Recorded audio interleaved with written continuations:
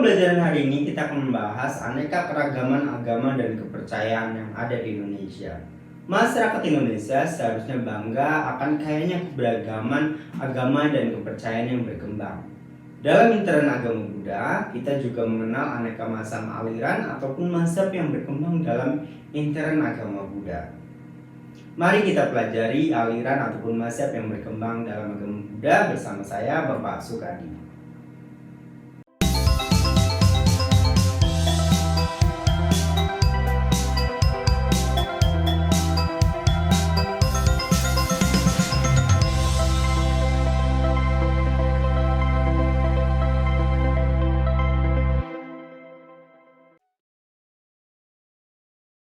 Salam bahagia, Namo Buddhaya. Mari kita lanjutkan pembelajaran kita.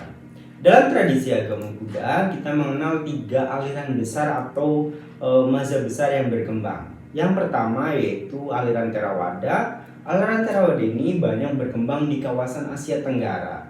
Dalam mapnya saya tunjukkan seperti ini.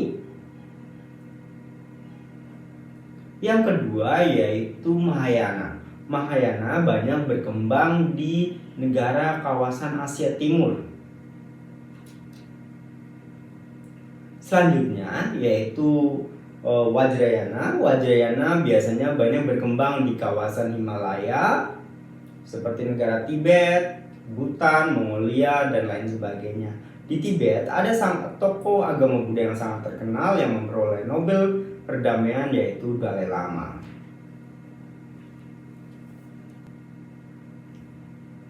Aliran Theravada biasanya kita kenal dengan ajaran sesepuh atau ajaran dahulu, merupakan bentuk Buddhisme yang paling awal yang fokus ajarannya biasanya tentang bagaimana membebaskan diri dengan cara mengurangi kekotoran batin yang ada.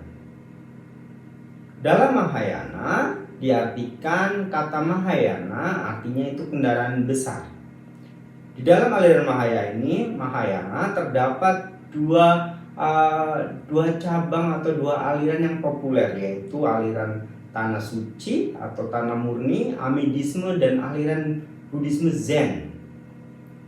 Aliran Buddhisme Zen ini banyak berkembang di Jepang, dan ini biasanya fokus pengajarannya adalah bagaimana untuk membentuk kesadaran diri, pencarian jati diri dengan cara praktik meditasi.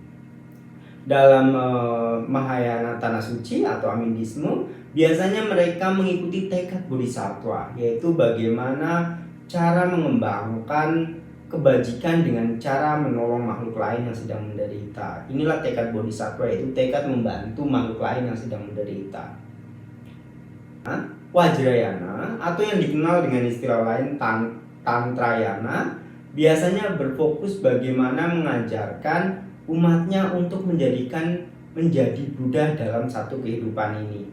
Biasanya dalam praktik keagamaannya melibatkan bagaimana cara membaca mantra, bagaimana cara menggunakan mandala, memvisualisasikan para dewa dan Buddha, serta memanfaatkan aneka macam mudra.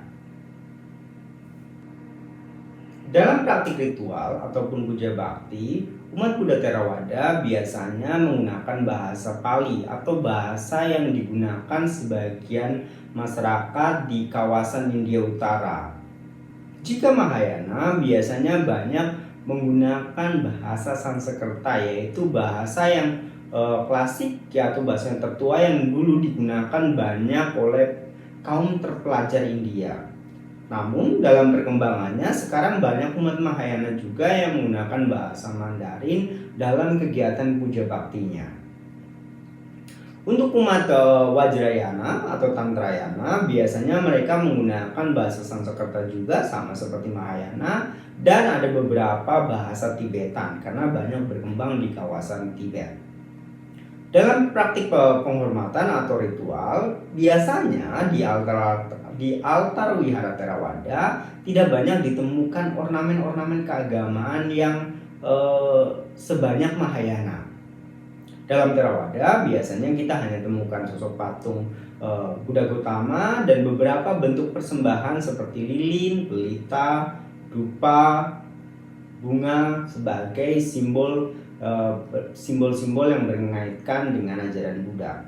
Namun berbeda dengan Mahayana, dalam wihara Mahayana biasanya di sana kita akan menemukan patung lain selain patung Buddha Gautama. Biasanya kita akan mudah menemukan patung Buddha Amitabha ataupun patung Dewi Kuan Im. Karena dalam Mahayana seperti yang pembelajar tadi kita sebutkan, kita mencontoh tekad bodhisattva. Dan ada juga aneka banyak peralatan lain sembahyang yang bisa kita temukan di wihara Mahayana. Sedangkan dalam aliran Vajrayana biasanya kita akan lebih banyak menemukan ornamen-ornamen ke dalam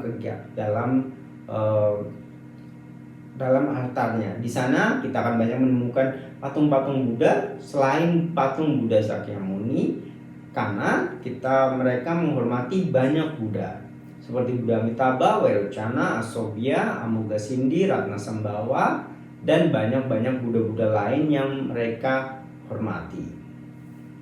Berkaitan jubah, teman-teman, saya akan tunjukkan beberapa bentuk jubah yang membedakan antara aliran Mahayana, Theravada, dan Vajrayana seperti dalam tayangan berikut ini.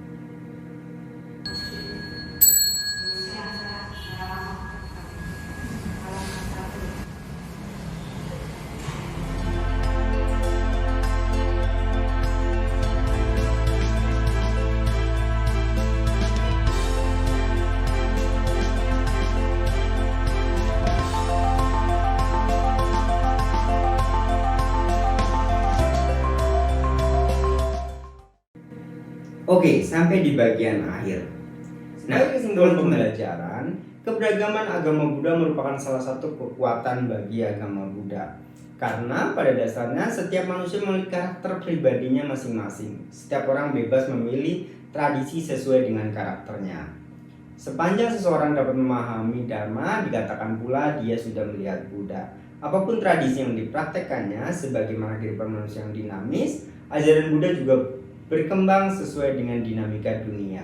Keberagaman bukan alasan untuk perpecahan, melainkan alasan untuk saling memahami dan meningkatkan semangat persatuan. Terima kasih untuk pembelajaran hari ini. Sampai jumpa di pembelajaran selanjutnya. Salam Namo Buddhaya.